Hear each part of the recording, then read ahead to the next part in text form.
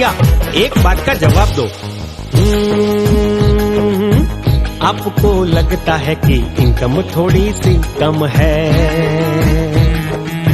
आपको लगता है कि सेविंग थोड़ी सी कम है, आपको लगता है कि गाड़ी थोड़ी छोटी है, आपको लगता है कि घर थोड़ा छोटा है। बोलो, ऐसा लगता है ना? तो मेरा ये कहना है इसमें दुखी होने की कोई जरूरत नहीं।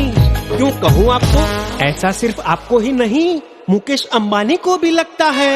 इसीलिए टेंशन में ना रहो, उलझन में ना रहो, आनंद में रहो, आनंद में रहो, मजे करो भैया और मौज में रहो।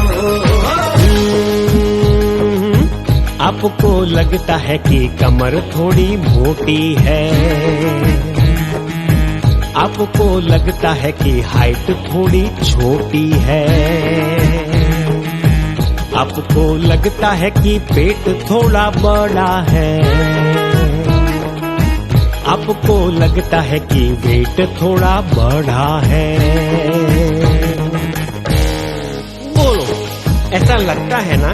तो मेरा ये कहना है इसमें दुखी होने की कोई जरूरत नहीं।